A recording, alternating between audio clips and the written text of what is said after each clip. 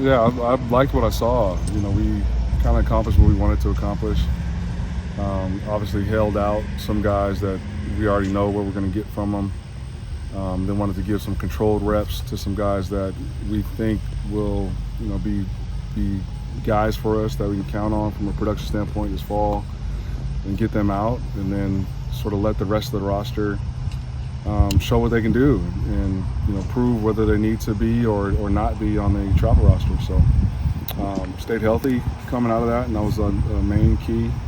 Obviously, dealt with a little bit banged up guys, and so to be able to give our stalwart guys a chance to have 2 days of rest, I think was beneficial in the long term. But saw a lot of clean football, a lot of competitive plays made, guys playing the ball the right way and how we want them to play. So I was happy with the work we got.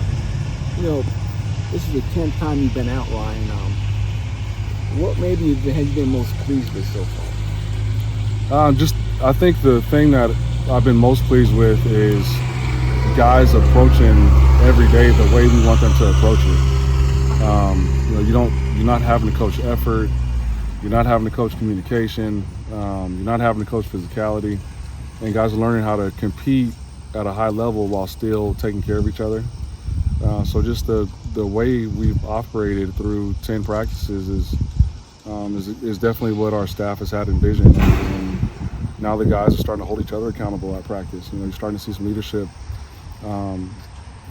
poke its way through, and so we haven't had any adversity yet in terms of playing a game. But when we talk about a team makeup and good teams that I've been a part of, what it looks like in the locker room, and you see that with these guys, and so I'm excited to cut them loose and go play this fall. Was there a winner or a loser on Saturday for offense or defense?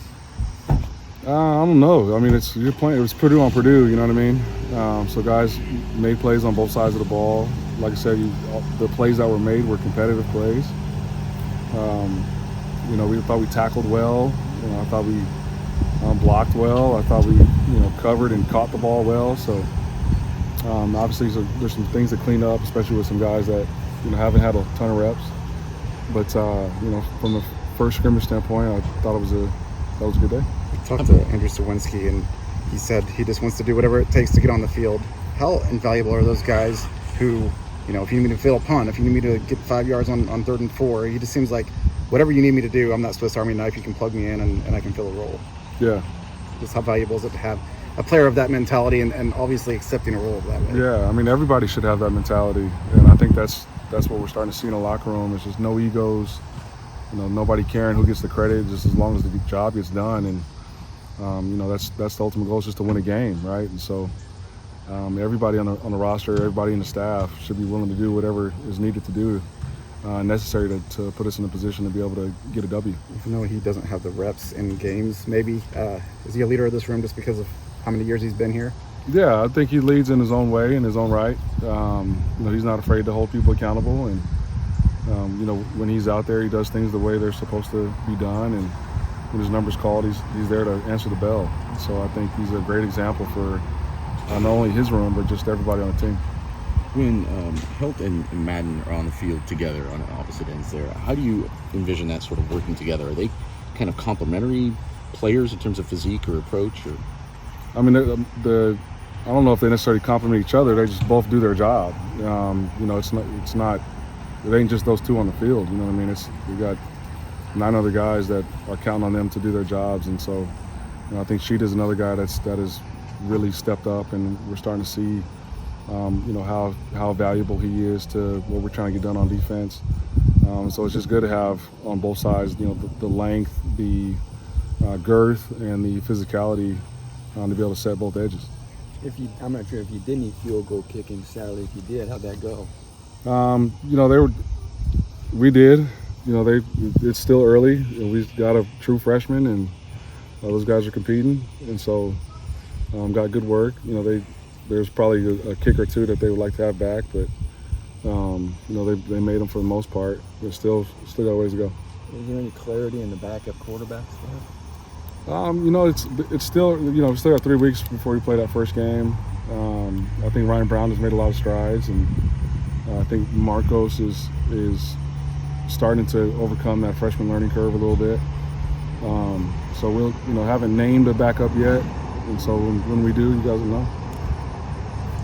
You gave us kind of a blanket update last week, injury-wise. Yeah, I was about to say, when you guys didn't ask about the injury report. Well, Nyland wasn't out yet at that point. He's anticipating that to be long-term. So I'll just kind of give you, obviously Corey Stewart hasn't been out here. He had an MCL sprain.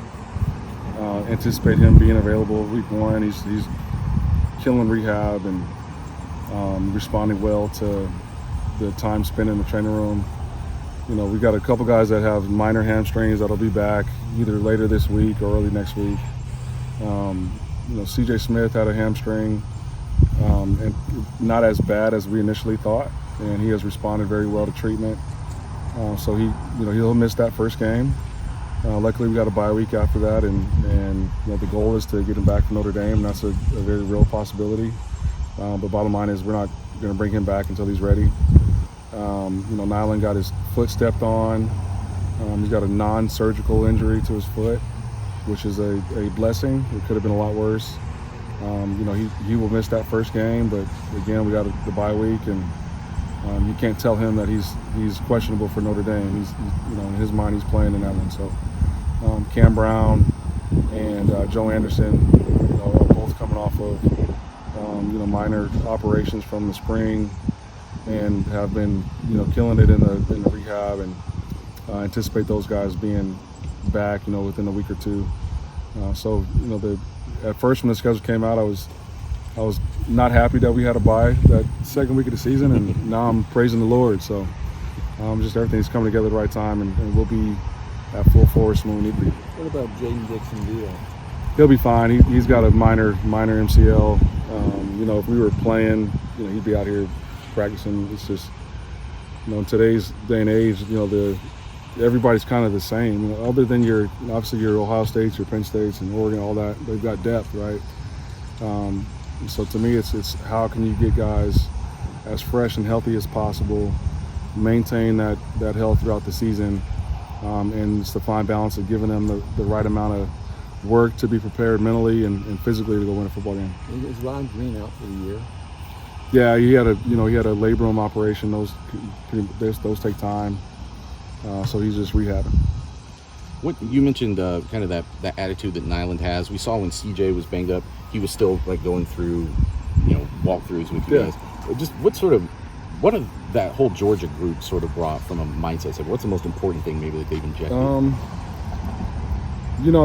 They've seen what it's like to win a championship, but still, the only vocal guy out of that group is probably CJ Madden. Nyland is a heck of a competitor. CJ, heck of a competitor, and both tough as nails. Same with Nyland. But CJ is really the only vocal one in terms of bringing guys along. So I just think they know what it looks like and have really embraced our culture. And I think the guys that we kept here know what the standard is. And so it's been a good mesh. It's not the locker room's not looking to 4 guys to lead them. You know what I mean?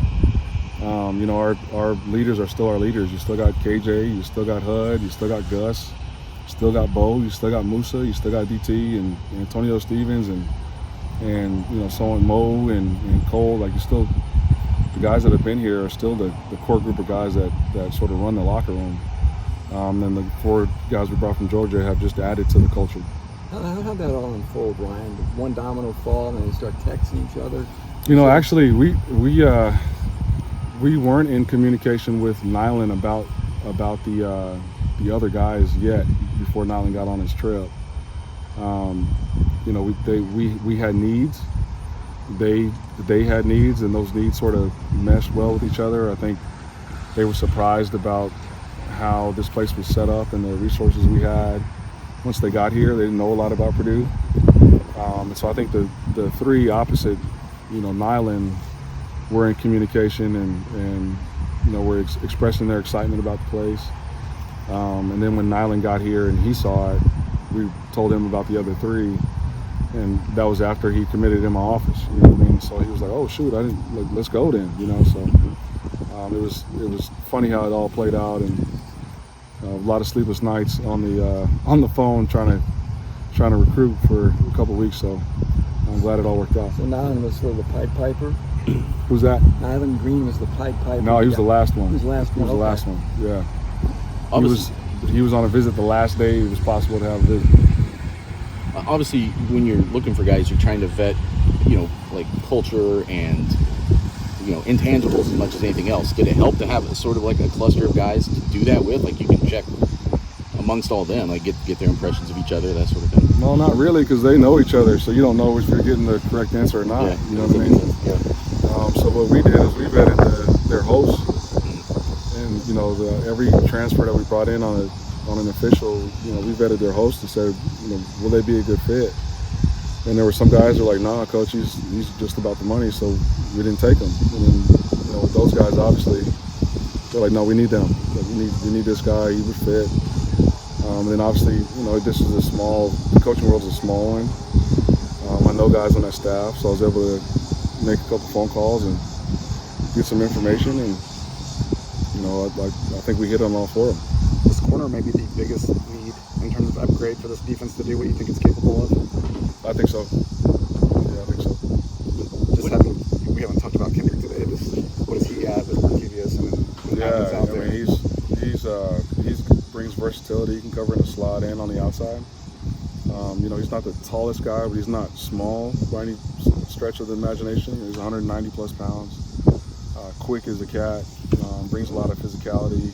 He's got an alpha sort of personality, and very, very smart. What is the scrimmage schedule the rest of the way? Like, you could have at least one more. So. It depends. You know, I got to adapt and adjust to the roster. If we need it, we will. If we don't, I won't. You know, I'm not doing things just because that's the way I've seen it done since I've been in this profession. You know, the college football and the landscape is completely different, and you know, I think that's one of the advantages of having a younger staff.